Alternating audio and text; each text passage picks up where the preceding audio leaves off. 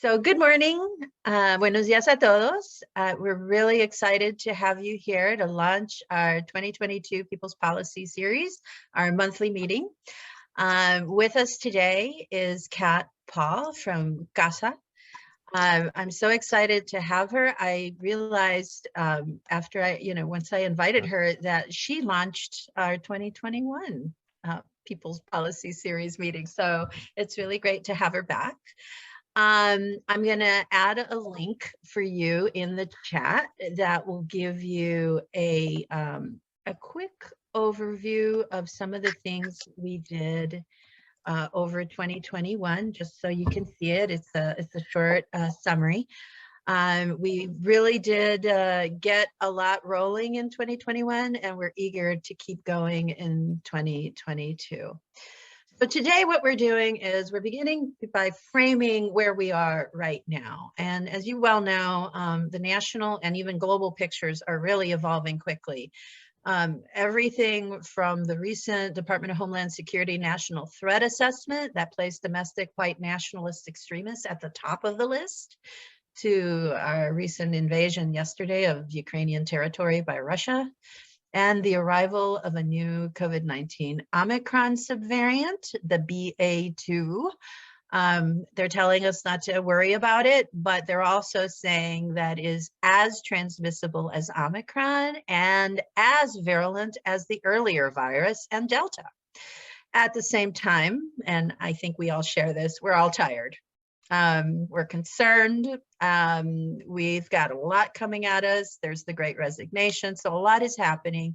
And it's also happening in our Latino community. And I just want to say this on the part of our nonprofit sector that so many of us represent. I encourage us all to take care of one another and to take care of ourselves. We're really dealing with a lot of incoming, and I just want to start us off with this idea of collaboration and collegiality and partnership, but also raise up the issue of mental health and how we really need to be concerned about ourselves, our families, and our communities. So just a little love for everybody today.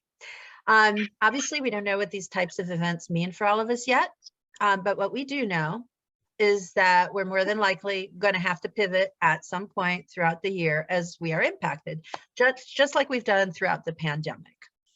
I want to do a quick overview of a short PowerPoint that I created just to give you a sense of some of the data we've been gathering over the past few months related to some of these graphs. You may have seen them already. I'm going to open this up so that it's pretty and you can see better. So as you can see, from 2010 to 2020, our population grew from 8% to 12%. When you look at the counties, it's much more significant. Within these 5 counties, you're looking at over close to 600,000 people just within the 5 counties if you do the math. Those are, just to repeat, Anne Arundel, Baltimore City, Baltimore County, Montgomery, and Prince George's. I also wanted to point out, because I got some new data on our youth, and it's that 30.8% of Latinos in Maryland are under the age of 18. There's close to 1 million students in our public schools. Almost 20% of these are Latinos. This is statewide. And that means that in certain pockets, it's even bigger. There were 177,000 students, Latino students in elementary school, and 80,000 students in 7th through 12th grade in 2019. Possibly the numbers are larger. We don't know yet. We haven't gotten that data. And also, I just want to highlight this, 9% of the students in our school system were English language learners between 2016 and 2017. But Spanish speakers are 75% of that total ELL student body. And that's just something to bear in mind as we move forward throughout the year. We'll be talking a lot more about youth as well. I also wanted to highlight this new data that I got my hands on, which has to do with our median wages in Maryland. This was gathered by the Peterson Foundation, and as you can see, Latinos, any race, our median wages have dropped between 2019 and 2020. I don't have the 2021 data yet, but I imagine it is similar. And then this is something I wanted to share with you. These are an initial cross-section of the results from our community survey that I think many of you responded. So this is what you shared with us. The top 3 issues are healthcare, education, and immigration for Marylanders and Latinos in Maryland. I think this is really important. I also think we should look at how, when you combine workforce development, fair wages, jobs, that also is a significant portion of what we're concerned about. This is all important. So this gets me to, okay, let me get us out of here, stop my screen share. There we go. So this brings me back to what we're going to discuss today. The profile of Marylanders is changing. As you can see, it's become more diverse.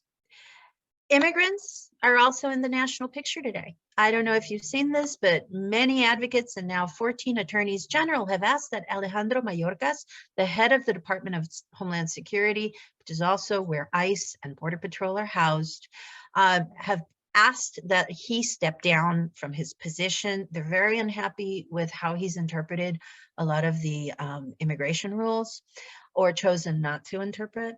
There's also a group of legislators that have demanded urgent changes to the intensive supervision appearance program, which was an effort that was introduced in 2004 as a humane alternative to immigration detention.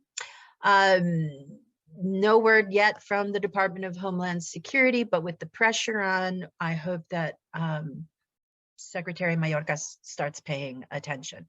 So with this worldview, I'd now like to bring in Cathryn Paul. She's the legislative director for CASA.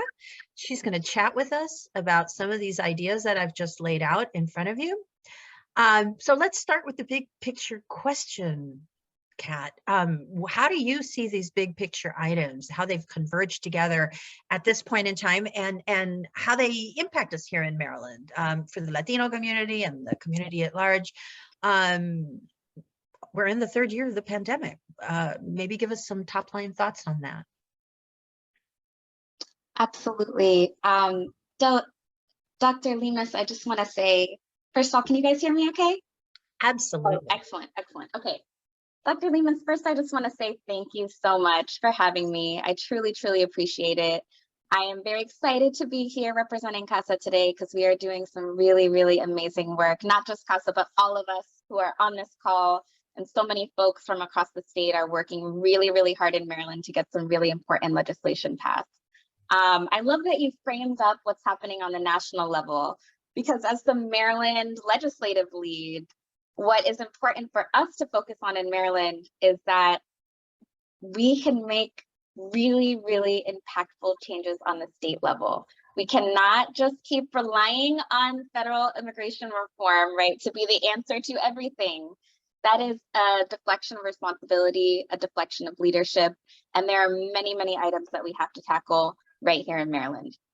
So as we continue the fight on the federal level, you know, to hold the Biden administration accountable, to hold DHS accountable, to abolish ICE, right? The list goes on and on. As we're working on those federal efforts, it's very important that we remain steadfast, that we work very, very consistently in moving forward our efforts at the local and state level, right? Which in turn are going to snowball right into the momentum that we need to continue pushing us on the federal level to get the reforms that we need. So big picture things going on in Maryland in the immigrant community. You know what, you reminded me that I was here last year, and I think I shared on this same call that when CASA started our emergency COVID hotlines, just I think a month or so like after the pandemic really got started, the #1 reason why people were calling our office was the inability to pay rent. That was the number one reason. I'll say probably number two, close second there, obviously, was healthcare. And we're going to talk about that a little bit in a bit. And then again, in a time where we need the entire community to receive and also trust in our government, right, to receive really critical care and services to survive, we had a really big problem with the immigrant community being able to access those services, being eligible for those services. You know, Maryland has an undocumented, I think that we know it's more than this, but around 275,000 undocumented immigrants in Maryland. And Maryland, I believe in total, has like the fourth highest percentage of undocumented individuals in the state, right? Wow. And so those hundreds of thousands of individuals for the past 2 years were ineligible for unemployment. They didn't receive any federal funding. They didn't receive the stimulus checks, right? They're ineligible for Medicaid. They're ineligible for the ACA despite paying millions of dollars in taxes, right? So this is a moment where I think the entire immigrant community at large has been suffering tremendously, especially when it comes to healthcare and housing. And, you know, we have seen the recovery times be longer for individuals on a variety of different fronts, on sort of every single aspect of life, right? And then, of course, I think the sort of deepest horror of all of this is the lives that have been lost, right? And so with that, I'll say on a positive note, as you mentioned, Dr. Lemus, the immigrant community in Maryland is growing drastically. I mean, immigrants are finding a home here. And what that means is more people means more organizing power, right? So the energy and the movement around moving forward and addressing a lot of these different issues has been growing. The Maryland legislature has been taking on immigrant issues, which I know we're going to talk about in a little bit, in a different way. And we're sort of in this critical moment where we have the opportunity, the power, the drive, and sort of the urgency, not on our end, but externally, urgency that's being received, right? That sort of has never existed before. So this is a difficult moment, but an amazing one as we continue to grow together and continue to push forward in our efforts. It really is a convergence of issues, isn't it? How this has all come together. So, you know, since you're our policy guru here, let's talk a little bit about some of that, you know, legislation here locally. I love the fact that you said that, you know, as a community, we're taking responsibility here locally for what we can do. It's not all nationally focused. There's a lot that can happen here. So we're going to talk about 3 bills that, you know, CASA has been critical in the leadership for. And the first one is really related to access to counsel during immigration proceedings. I think you call it universal representation. And I just want to highlight something.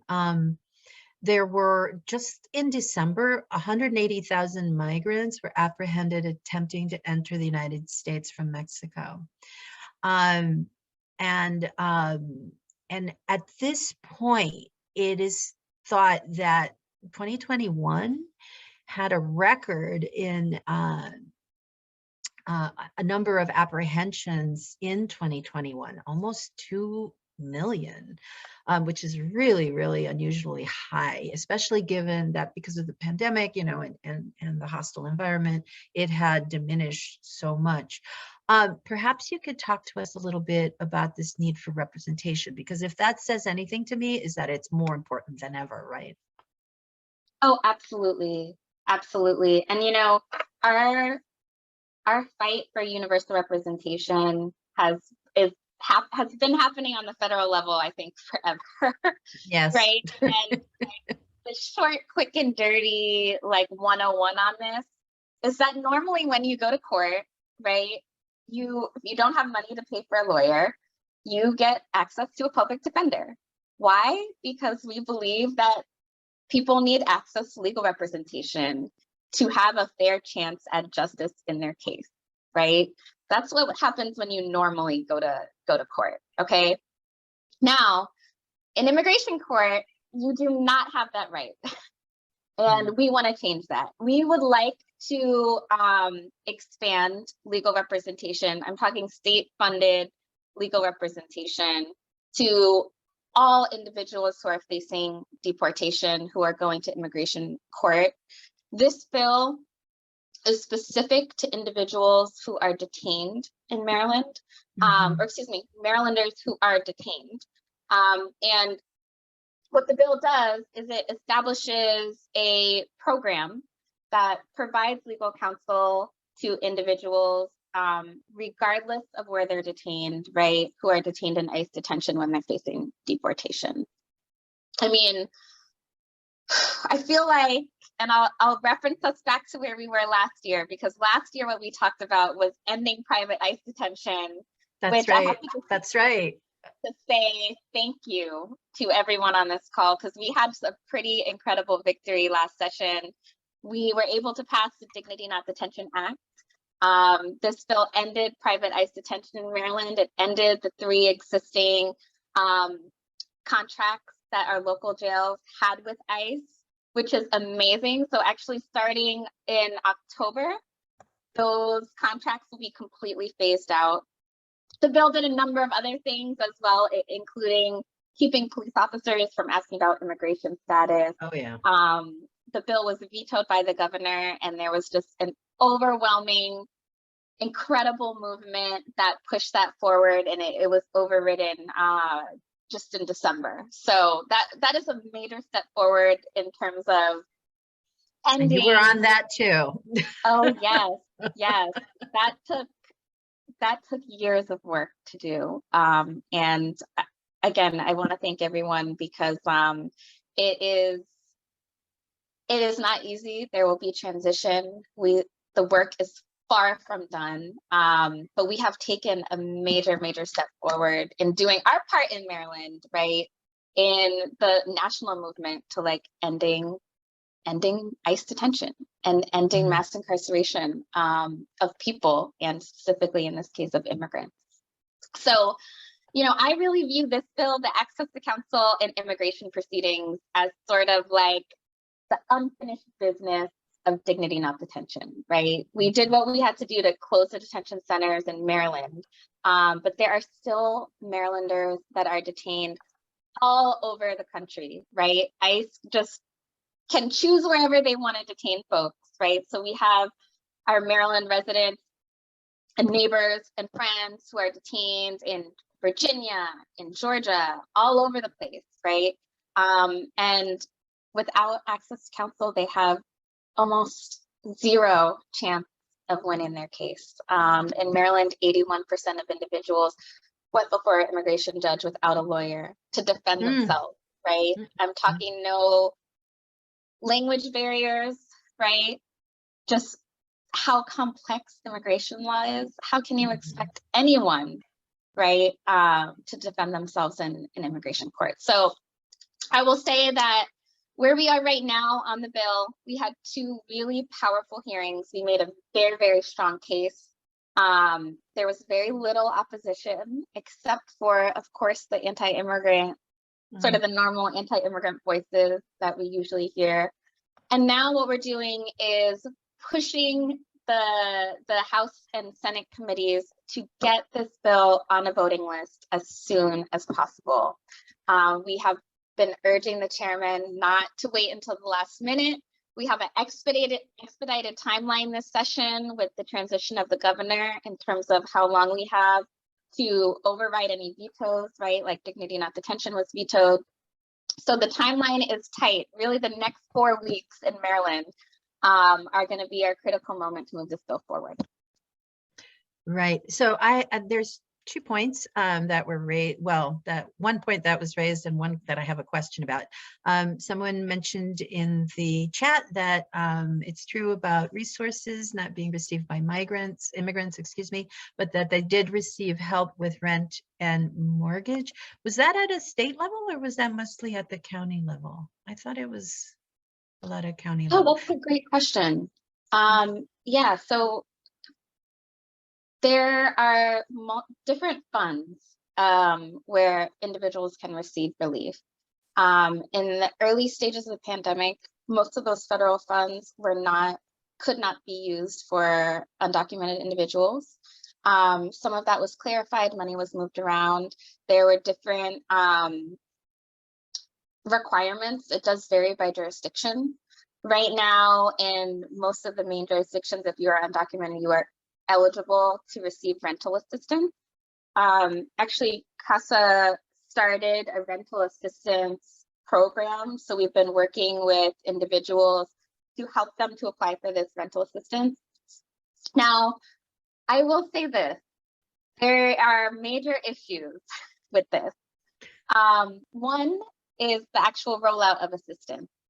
So there are individuals who applied for assistance last year who still have not received it. I just met with someone who applied for rental assistance 9 months ago. Oh my word. Your landlord is not going to stop collecting rent for 9 months while you wait for your rental assistance, right? That has been a challenge. There have been, and actually there is a bill right now to prevent landlords from evicting individuals if they have a pending rental assistance, because right now that is happening. Right. And I will try to put the information for that bill. It's an emergency bill. Put that bill in the chat as well. Bill is so important.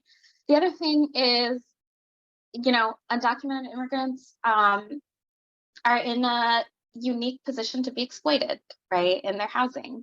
And so landlords take advantage of this all the time. Even if they are not evicting them, they are not renewing their leases. So lease non-renewal is a big problem. We have a just cause eviction bill to ensure that landlords have a reason for kicking people out of their homes, right? So that bill will also be really important. And then finally, although there are organizations like CASA and like some on this call who are being those community resources, counties still are so not prepared to serve the immigrant community adequately. And so I'll say, like, beginning of the pandemic, there was lots of relief coming out. That some counties even had stimulus checks, right? There are different things, different types of relief that were coming. And undocumented families, non-English speaking families were the last ones to know about it. Oftentimes when money was already run out, right? So there's a lot of layers here. There's a lot of distrust of whether or not information will be shared with ICE to begin with, right? So the list goes on and on. It's a complicated question, but the short answer is yes, there is relief that undocumented individuals are eligible for, but it's not enough. And it's hard to find, right? In terms of consistency. There's also something I participated in an event with the state attorney general, and he said something to the effect, I may have misunderstood, but I don't think I did, that Maryland has the highest rate of eviction of anywhere in the country. It was something like 458,000 in 2021. Which even with all the stoppages, et cetera. And then he said there's another phenomenon that happens that you get caught in this like wheel, almost like a little mousetrap, that once you're late on your rent, after 6 days, the landlord puts a fee on you, an additional fee. And some folks are paying upwards of $7,000 to $10,000 a year extra because they've gotten caught in this trap of the fees. And that's money that's going straight to the landlord. Anyway, that's a bigger discussion and it has all kinds of business implications, but it is a challenge for our community. Let's switch a little Absolutely. bit over to the, oh, go ahead. I'm sorry. But you know what I was going to say was that a lot of folks have been saying that it's not true that people are being evicted. We had an eviction moratorium, right? Right. And I will say broadly across the country, it is true that evictions have lowered overall because of the moratorium. However, despite overall rates lowering, Maryland has stayed above like what everyone else is doing, Right. which is just And by huge insane. margins. It's not small. Yes, yes, But that puts them on that. I think it's something like 20% of renters are actually in that trap. So that's a lot of money that's being cycled through the system. absolutely. And you know what? I want to lift up one last bill because we all worked on this together last session as well. And it's the access to counsel in eviction proceedings. And just like Yeah. immigration proceedings, eviction proceedings is one of those spaces where people don't have a right to a lawyer as well. So tenants go into eviction court without the support that they need, without the representation that they need. I think it's something like under 2% of individuals who go before eviction court have representation, right? Where a landlord, for example, landlords, I think are like 90% of landlords go with an attorney. And so Right. we passed the access to counsel and eviction proceedings bill last session, but it didn't include the funding mechanism. So this session, we're working on legislation to ensure that the money is attached to that so that the state can actually start administering those services and make sure that tenants have the right to counsel when they go before the court. Oh, that's good. That's very good. Actually, I know I want to switch over to the healthcare discussion, but what about the youth, the unaccompanied minors and their experiences with courts? How does this affect them? Oh, their CASA has, I mean, not just CASA, I think we've all seen that this is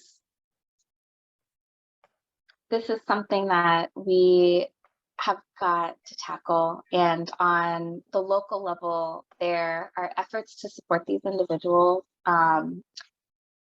but not enough. And so we see a lot of these same like big picture issues, right, that the broader community is facing around losing their home, right, not being eligible for unemployment, not being eligible for a variety of different services that are needed to survive, right?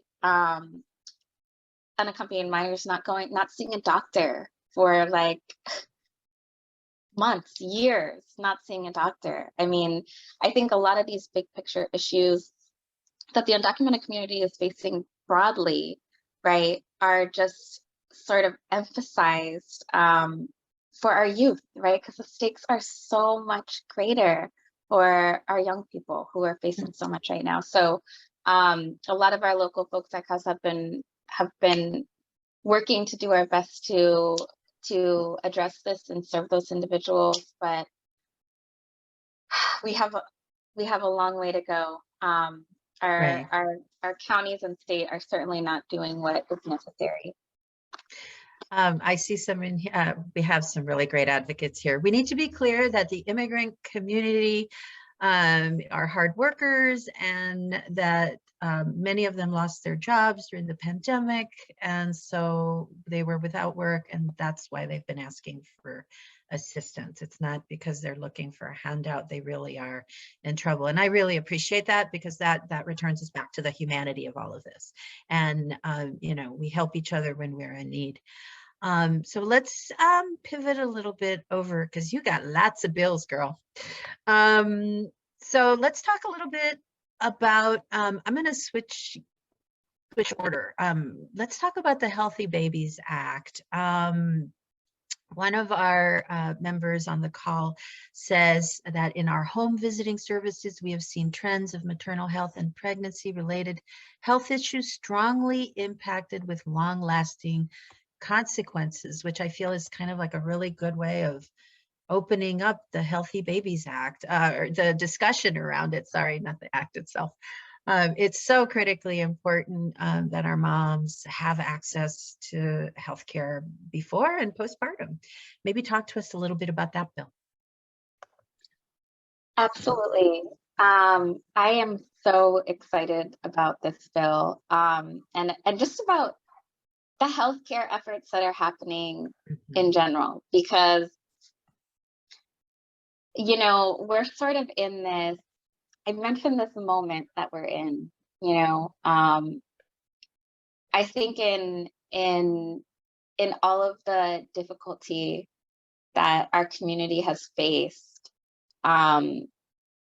one thing has been that these issues are like ringing across the you cannot ignore it at this point.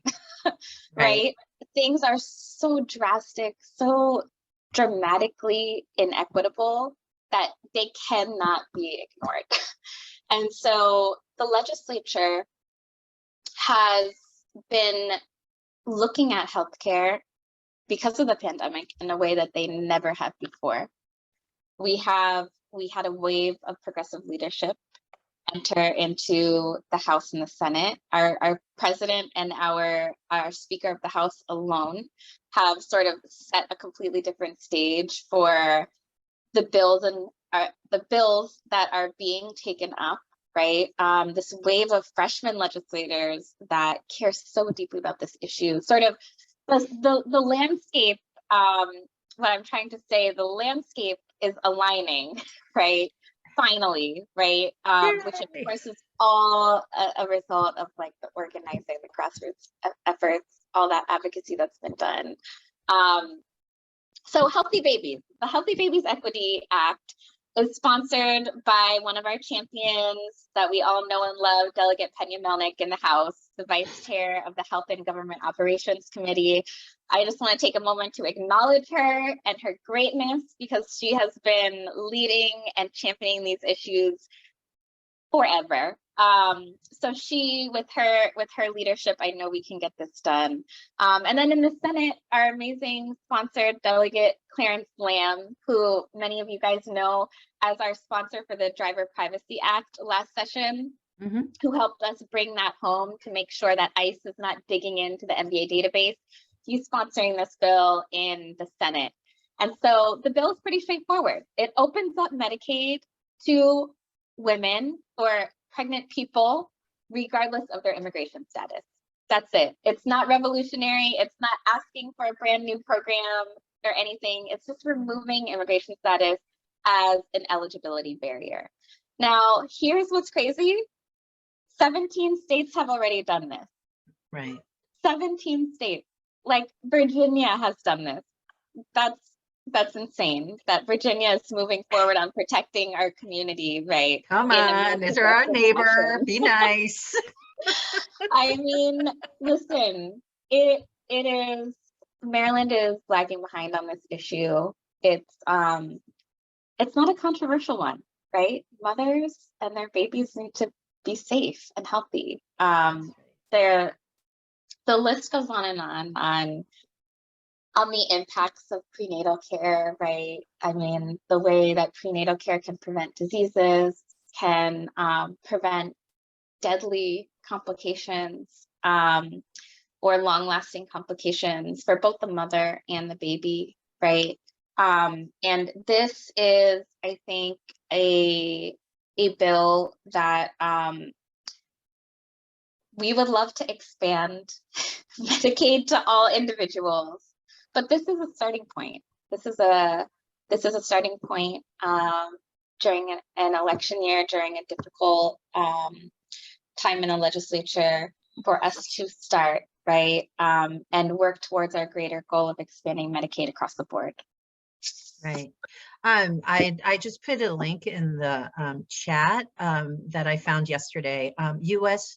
maternal mortality soars amid widening racial disparities. So if ever a bill was important, it's now, because we're seeing it in real time, the impact of not having access to healthcare and what that does our babies, right? Our moms and their babies, and how important that is. And you know, the United States has the highest maternal mortality rate. Yes. In And that is industrialized a direct countries. result.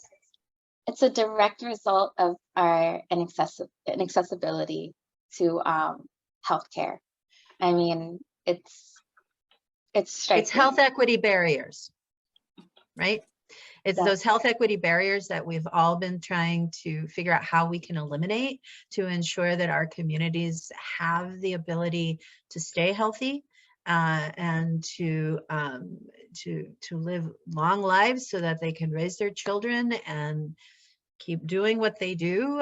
You know, at the same time as I'm seeing all of this, I've also seen statistics saying that Latinos are like just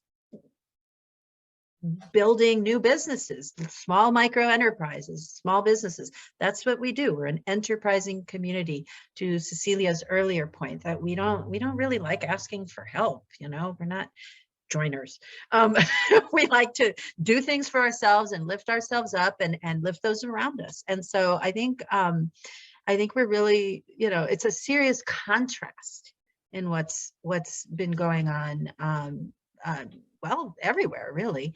This gets us to the other bill that you've been working on so hard, which is the Access to Care Act, right? Let's see, how did this work? This is also about the health benefits exchange being opened up for Marylanders with a subsidy, which is the part that I find quite intriguing. Maybe talk to us a little bit about that and where we're at with that. Yes, definitely. This bill is also championed by Delegate Peña-Melnick and Senator Lamb. And I see a trend here. You see a trend with our champions. They really have, I can't express enough. They've been fighting for these bills for a very long time. Actually, this bill in particular, I believe Delegate Peña-Melnick introduced at some point in maybe 2017 or so, and of course didn't move forward. We're bringing it back. Great. But the bill is pretty straightforward. What it does is it opens up the marketplace for individuals to purchase insurance regardless of their immigration status. And so, you know, when the Affordable Care Act passed in 2010, it expanded healthcare to like millions of people, right? And we were hearing about how lives were changed, how tons and tons of folks now had access to affordable care.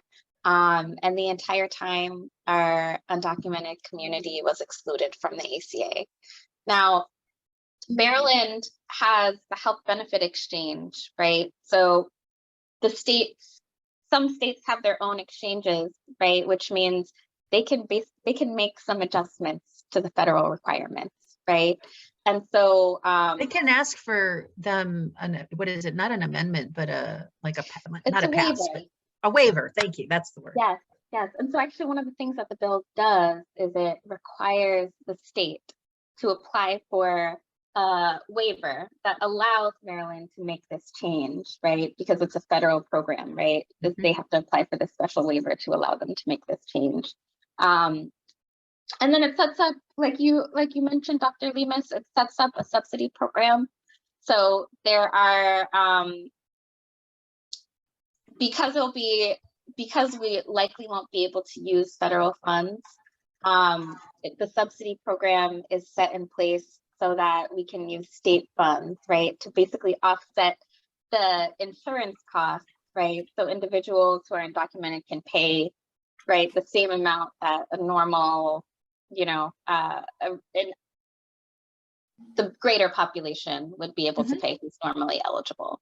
And so the bill is in a good place. But our hearings are a bit late for both the Healthy Babies Act and the Access to Care Act. We have hearings next week. And so I'll try to put some, and I know I'm going to follow up via email as well. I'll try to send some information out. So all of you on the call hopefully can testify in support or submit a written statement of support Our goal for these hearings is to flood them with written testimony. And then, of course, we have a panel of experts who are going to be testifying, and a panel of community members who really need this support. Mm-hmm. Now, what's interesting is that there have been other states, not through expanding the ACA, but other states, right? Like Massachusetts, like California, New York City, right? That are already doing this, Right. to a greater extent, right? But opening up the ACA allows undocumented folks to purchase insurance, right? But there are already other states that are providing full care for the undocumented community. And it's unacceptable that Maryland just continues to ignore these folks, right? We will not be ignored. We are going to pass these bills, and we definitely need as much support as possible to get it done. Do you have a sense of the percent of Latinos in the state who are not with insurance? My understanding was this was around, I keep seeing different numbers. I've seen between 20 and 30%, but I don't know how accurate that is. Well, you know what? We have been, because these bills are specific to undocumented individuals, I will say the uninsurance rate is pretty similar, because most undocumented individuals are uninsured. So we're looking at, again, around 275,000 to 300,000. So of course, so about a quarter to 30% of the population, total population, is undocumented. Yes, and that's not including folks of varying statuses, right? So green card holders, Latino citizens, right? Who also face barriers to getting, even though they may meet eligibility requirements, still face barriers to affording healthcare, right? Exactly. So that's a whole nother conversation and a whole nother piece of like our big multi-year strategy to expand healthcare more broadly. Right. Which I think is, it's probably, I mean, it's funny, all these things run parallel and you have to do them at the same time, but I think it's really important to lift that up, because I also believe that a number of folks fell out of their insurance policy if they were dependent on it through work. Most of our folks don't get insurance through work. They have to buy it individually. And even with improved price points, sometimes those policies are very weak. So they don't necessarily get what they need. So yeah, we're also seeing a challenge, right, with chronic conditions during the pandemic. And this is for everybody, not being fully paid attention to, different cancers, breast cancer for women in the Latino community, et cetera. So these are all, there's a lot of work to do. We've got a lot on our plate, folks. So let's see, do we have any questions from the audience? Let's see, I see Ax. So yes, we do have one. Is the recording going to be made available afterwards? We'll send out a post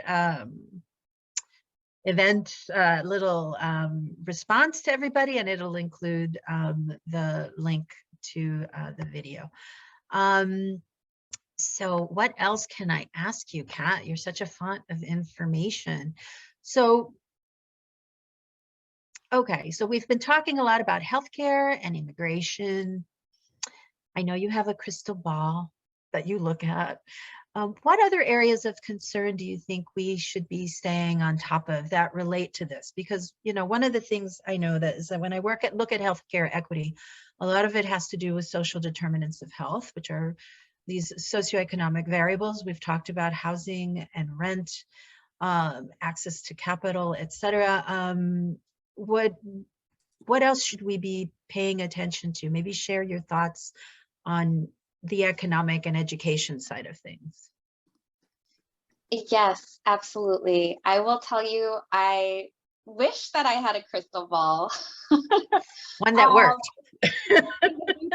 Unfortunately, I can't, but I think we've we make our own realities, right? So we paint our crystal ball, and we're going to continue to work towards, right, the vision that we all share, to changing the lives of individuals in Maryland, the lives of immigrant families, Black and Brown immigrant families in Maryland.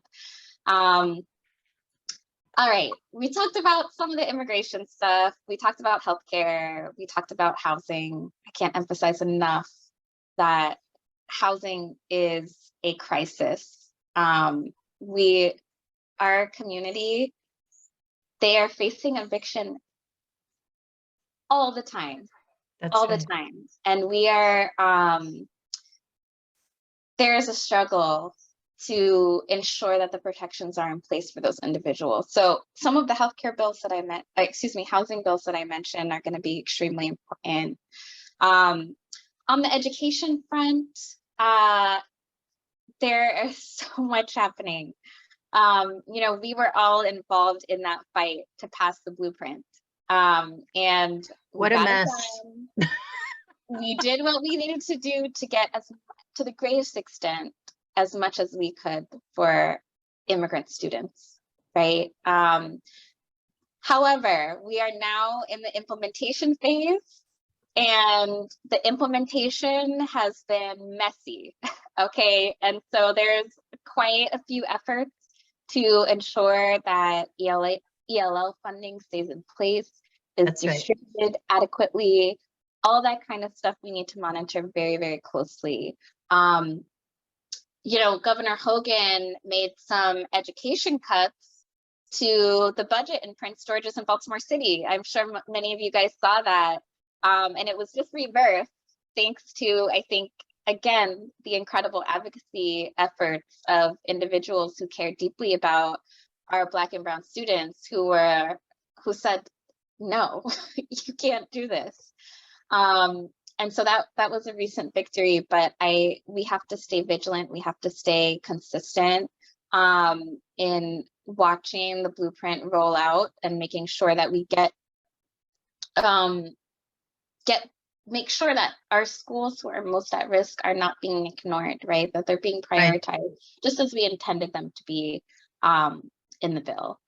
And then the other thing that I think we can't let go of as well for our community is police reform. And, that's right. These major landmark bills passed last session, and it was great. We accomplished a lot. We repealed the Law Enforcement Officers' Bill of Rights. We got some transparency protections in place. I mean, a long list of items that definitely moved us forward. But this idea that a checkbox is done on police reform is so far from accurate. There's still so much work that we have to do. You guys know we talked about the Dignity Not Detention Act and some of the trust provisions that got in, right? Police officers can't ask about immigration status. Some of the things we did not get in was the elimination of 287G. Exactly, that still exists. Police officers acting as ICE agents. We have got to shut that program down in Maryland. We cannot let go of that. There's still what, 3 counties, 3 sheriff's offices that are still involved? Correct. And currently anyone can still enter into a 287G program, right? There's nothing that prohibits it. And so funny you should say this, because I just saw an article saying that Georgia is really excited. They got rid of ICE and the 287G program, and they've never seen such success in their law enforcement relations with community. So, I mean, if Georgia is doing this, come on, Maryland. Can't just pick on Virginia. Maryland legislators like to make a thing about them being the best and greatest and most progressive. I mean, it's just pretty good. They still have a ways to go on quite a few issues, right? That I think in a Democratic legislature, we should not be fighting so tirelessly for, right? There's been a lot of deflecting to the governor when what the governor does not matter.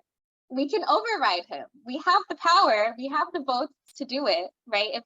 If protecting immigrants is a Democratic priority, then we have got to get it done. There's no excuse. And it's really our Democratic legislators that we have to hold accountable more than anyone. Okay, not just the Republican governor, but it's our Democratic legislators who say they support immigrants, who need their feet to be held to the fire, I think, more than anyone. Mm-hmm. So Maria Matiela has a question, or she had her hand raised for the longest time. Thank you for being patient, Maria. No problem. I'm just going on the education front. I'm just really concerned that study after study has shown that our immigrant kids fell way behind during COVID. Online education just did not cater to their needs at all. And so I'm just wondering how the state is, or local governments or school boards are going to offer our immigrant kids that ability to catch up. Because unfortunately, when you fall behind in education, it affects the rest of your life. And so we really need to focus in on making sure that these kids stay engaged in education, feel confident in education, and feel motivated. And how are we going to do that? Absolutely. I mean, from internet access to the ongoing language barriers of parents who don't speak the language, right? Communicating when you have to be in direct communication with the parent because the child is at home. And there's that barrier to begin with. That, anyway, I could probably go on and on about this. But Maria, I would love to connect you with our education director who's leading on this. They've been following the implementation of the blueprint very closely, but not just the implementation, but the use of reallocation and refocus of blueprint funds for emergency services, right? Which would be getting students back on track, coming up with creative programs that cater to students that have missed deep chunks of their education, and also providing resources for individuals, for students and families who are still at home, getting those resources to them so they can properly do what they need to do, right, to participate fully in their education. But I would love to follow up with you about it more.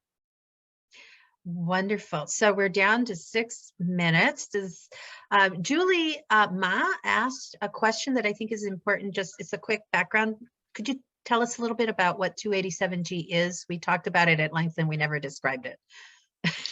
Yes, of course. 287G programs are programs that were established after 9/11 out of fear and anti-immigrant sentiment, and quite frankly, racist notions about equating immigrants as terrorists. Yeah. What the programs do is they allow for local police officers to essentially operate as ICE agents. And so there are 3 counties that have these programs. It's Frederick County, Harford County, and Cecil County. And these officers have a long history, not just in Maryland, but across the country of, you know, enforcing immigration laws without any oversight, without any training, and using the program as an opportunity to racially profile and target individuals, right, to target and deport them. So that's what the programs are. CASA and many individuals have been in an ongoing fight. I'm talking like almost a decade now in Maryland to end 287G programs. It was in a bill that we introduced last session, the Trust Act. It is not introduced this session, but we will definitely be bringing it back in future sessions, hopefully when we have a Democratic governor as well who can help us move it through more easily. Yes, Sonia, Sheriff Jenkins is the worst of the worst. from Frederick County, and you know, he is the most famous on these issues because under his leadership, and really him personally, have He's not quite as targeted. bad as Sheriff Arpaio was, but he's close. I would say they're comparable. They're comparable. In the Maryland world, he is the equivalent to him in Maryland. Sheriff And he is Arpaio was fabulous. that famous sheriff from Arizona. Yeah. And actually, he made the 287G programs famous, really. Right. It really came from him. That's right. And okay, so we have 3 minutes left. I'm going to embarrass my chair, Veronica Cool, and ask her to join us and maybe incite us into a new world order. Why do I get this job? But oye, Cathryn, it is fantastic to see you again and to have you kickstart our 2022. I think you're one of the most strategic people we work with, and in honor of Women's History Month coming up next month, talk about girl power. So un orgullo tenerte. But I want to say something you said. I wrote it down. We won't be ignored. So, you know, one of the challenges of having Maryland Latinos Unidos is we are a nonprofit. We are working statewide, and we're strategically amplifying the 46 voices that are on with us. So, you know, my job is to make sure we're effective and efficient. There's no reason why Cathryn has to work alone, or why I have to create my own issue or my own legislation if CASA is kicking butt and Gabriela's kicking butt. So my big gigantic ask is, please, let's get behind one another. So when Cathryn says, I got these 3 bills, start calling your legislators, start getting annoying, start getting annoying, start getting annoying. You know, Gabriela wrote a recent op-ed about representation matters. We have seats we have to take. Including on the Kerwin Commission. Right. We won't be ignored. So the challenge is we keep letting others do our work, and then we'll complain to Cathryn, how come that bill didn't pass? Well, did you show up and back me up? So we need to step up. All of you that are commenting on this isn't fair, this isn't right, speak up, get involved, become a member. So you're in the loop, you're getting information. If you can't afford it, reach out to me or Gabriela. But we need to amplify both the allies, the English-speaking folks that want to help Latinos, and the Latinos that don't quite understand, how do I get funding? How do I represent? How do I advocate? How do I do this in the way they need, in the way that they will hear? Not that they need, that they hear. So we need to work with these 2 audiences, los Latinos que necesitan el apoyo y la educación y la capacitación, and then the mainstream that want to help us but don't know how. So how do we get those 2 worlds together? That's our job at Maryland Latinos Unidos. So I'm grateful that you all are here. You do have homework. Please don't wait to talk to us once a month and just get information and do nothing. Get involved, complain, act, bitch, whine.